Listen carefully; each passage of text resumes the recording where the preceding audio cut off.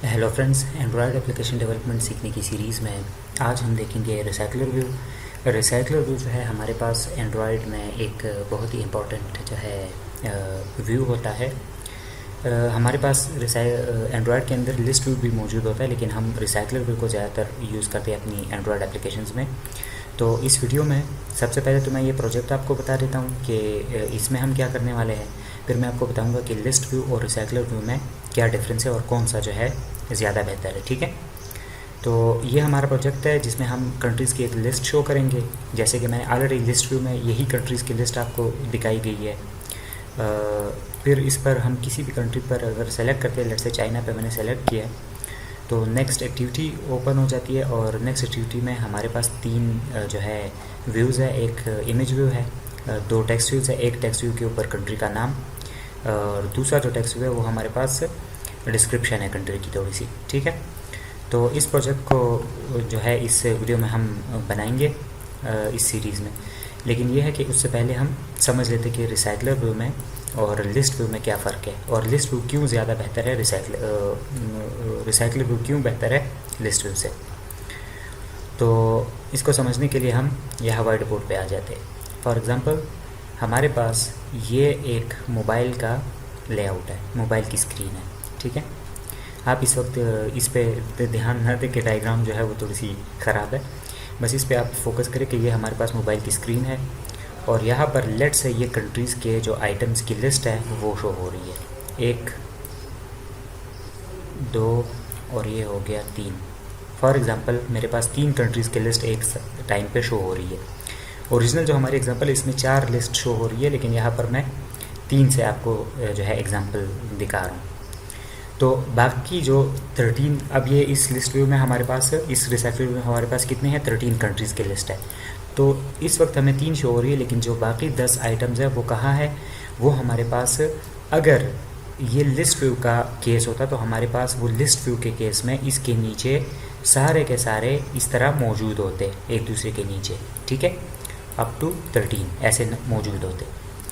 और जैसे ही हम स्क्रॉल करते तो फिर जाके ये वाला ऊपर चला जाता, और ये वाला इसकी जगह रिप्लेस हो जाता, ये वाला इसकी जगह, ये वाला इसकी जगह, और सेम आपको लग रहा होगा कि ये वाला इसकी जगह। तो इस तरह हमारे पास लिस्ट व्यू में स्क्रॉलिंग होगी।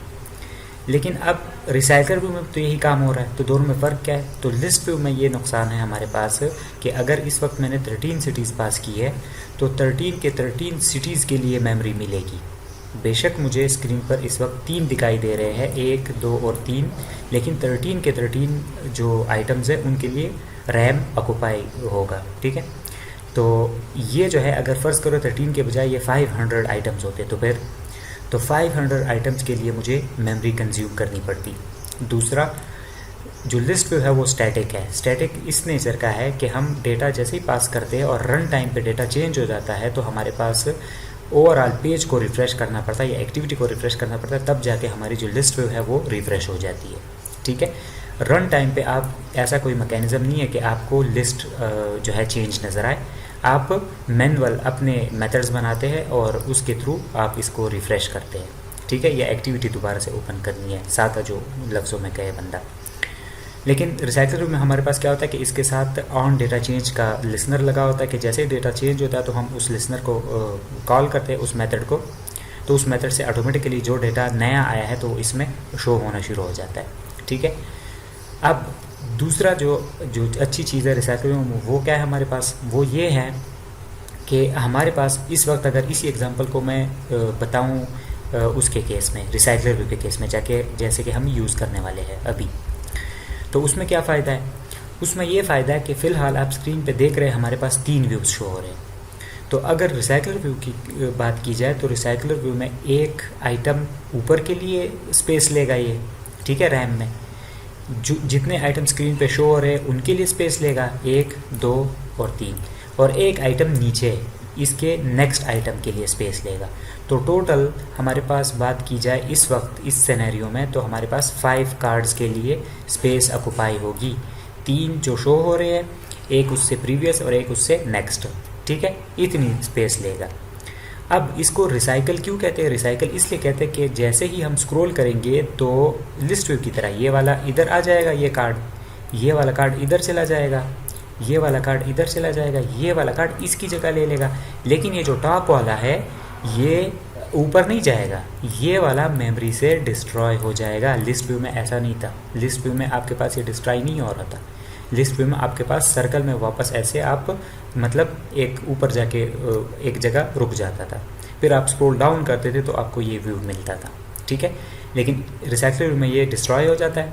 अब डिस्ट्रॉय होने के बाद आपको ये किधर देखने को मिलता है, ये आपके पास ये खुद से एक बैक स्टैक अपने पास हैंडल करता है और उसके अंदर जो व्यूज़ ये डिस्ट्रॉय करता है वो उसके अंदर उसी तरतीब में रखता है जैसे जैसे उसने डिस्ट्रॉय किए, ठीक है। तो अगर आप अब दोबारा से स्क्रॉल डाउन करेंगे तो उसी स्टैक से जो व्यू यहाँ से डिस्ट्रॉय हो चुका था वो वाला व्यू दोबारा लोड करके आपको यहाँ पर देखने को मिलता है। इस वजह से आपको ये फील ही नहीं होता कि ये व्यू डिस्ट्रॉय हो चुका था, इसकी मेमोरी डिस्ट्रॉय हो चुकी थी, लेकिन फिर भी ये हमें देखने को मिलता है। तो उसका रीज़न ये है कि अपने पास एक स्टैक मेंटेन करता है जिसके ऊपर जो व्यू डिस्ट्रॉय होता है, चाहे वो टॉप से हो चाहे बॉटम से हो, तो उसको अप स्टैक के ऊपर ये रखता है और हमें फिर स्क्रोलिंग के दौरान तेज़ी से ये इतना तेज़ी से रेंडर करता है कि हमें पता नहीं चलता। ये तो प्रीवियस के लिए था। नेक्स्ट के लिए क्या होगा कि नेक्स्ट के लिए भी यही केस है कि जैसे ही ये वाला इधर आएगा तो ये वाला अब इधर लोड हो जाएगा, तो इसको मेमोरी तब मिलेगी जब ये वाला ऊपर शिफ्ट हो जाएगा व्यू वाले केस में, मतलब स्क्रीन पे दिखना शुरू हो जाएगा ये वाला ऐसे, तो तब इस वाले को मेमोरी मिलेगी इसकी जगह की, ठीक है। और इससे फिर नेक्स्ट वाला इधर आएगा। तो जितने व्यूज़ भी हमारे पास मौजूद हो, लेट्स से 500 हो, 10,000 हो, जितने भी हमारे पास ये आइटम्स हो, लेकिन एट द सेम टाइम हम 5 जो आइटम्स है उनके लिए मेमोरी रिजर्व करते हैं रैम के अंदर, ठीक है। तो ये हमारे पास जो ज़्यादा टेक्निकल और बेस्ट अप्रोच है रिसाइकल व्यू की वो ये है, ठीक है। तो हम रिसाइकल व्यू को इसलिए ज़्यादातर यूज़ करते हैं। दूसरा हम ये भी देखेंगे जब रिसाइकल व्यू का ये लेक्चर कंप्लीट करेंगे तो मैं आपको एंड पे ये भी बताऊंगा लिस्ट व्यू को आप सिर्फ लिस्ट में शो कर सकते हैं, जैसे ये टॉप टू बॉटम ऐसे आप स्टैक की फॉर्म में देख सकते हैं, एक व्यू है फिर दूसरा है फिर तीसरा ऐसे। लेकिन रिसाइकल व्यू को आप ग्रिड्स में भी शो कर सकते हैं, मतलब व्यूज़ आप ऐसे ऐसे भी शो कर सकते हैं स्क्रीन पर ऐसे करके। ये स्क्रीन है फॉर एग्जांपल मोबाइल की, तो ये आपके पास ऐसे व्यूज़ भी शो कर सकते हैं। आप इसको हॉरिजॉन्टल भी कर सकते हैं, जैसे ये वर्टिकल में है तो इसको हॉरिजॉन्टल कर सकते हैं ऐसे करके।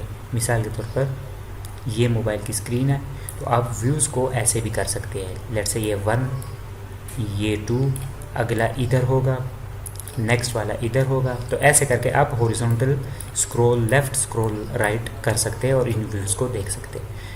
इसके अलावा आप इसको स्टैगर्ड लेआउट में भी कर सकते हैं। स्टैगर्ड लेआउट में ये कि अगर फ़र्ज़ करो एक कार्ड की लेंथ ज़्यादा है तो वो इतनी लेंथ ले लेगा, दूसरा कार्ड छोटा है तो वो इतना स्पेस ले लेगा।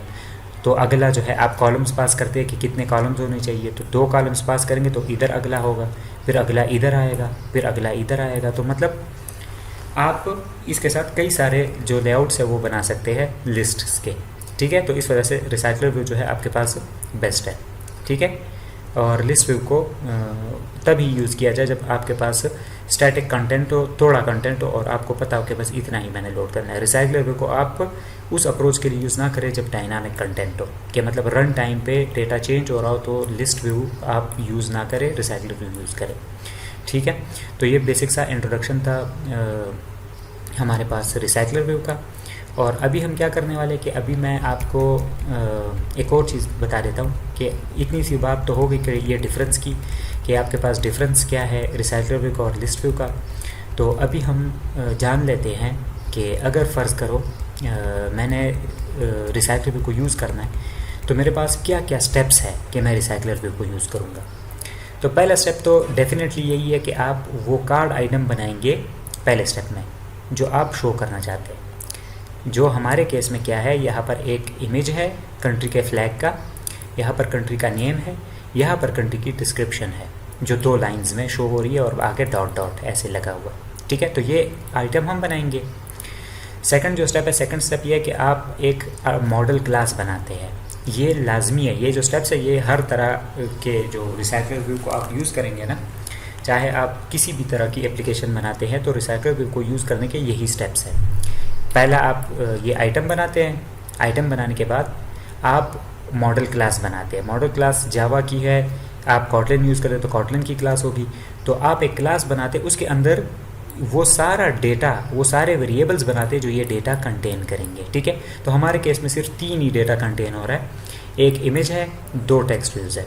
तो मैं एक इमेज के लिए स्ट्रिंग कह रहा हूँ, इंट यूज़ करूँगा। क्यों? क्योंकि मैं ड्राइबल से इमेज जो है उठाऊँगा, और जो टेक्स्ट व्यूज़ है उनके लिए मैं स्ट्रिंग डेटा टाइप यूज़ करूँगा। तो एक क्लास बनाएंगे जो मॉडल क्लास होगी, ठीक है। मॉडल क्लास होगी हमारे पास, और वो मॉडल क्लास का काम क्या होगा कि वो आपको हेल्प आउट करेगी ये चीज़ें अडाप्टर को देने में, ठीक है। अडाप्टर को देने में क्या मतलब कि आप एक अडाप्टर की क्लास भी बनाएंगे, इसके अलावा एक अडाप्टर की क्लास बनाएंगे, ठीक है। वो अडाप्टर का काम क्या होगा? वो अडाप्टर का काम क्या होगा कि उसके अंदर अपने कुछ मेथड्स होंगे, उन मेथड्स को यूज़ करते हुए आपको ये वाला लेआउट वो बनाया देंगे जितने टाइम्स आप चाहते हैं। आप ये जो मॉडल क्लास है इसकी एक लिस्ट पास करेंगे, जैसे कंट्रीज़ की लिस्ट पास करेंगे इस अडाप्टर को, यहाँ पर इसके कंस्ट्रक्टर में पास कर देंगे, यहाँ पर लिस्ट आ जाएगी हमारे पास।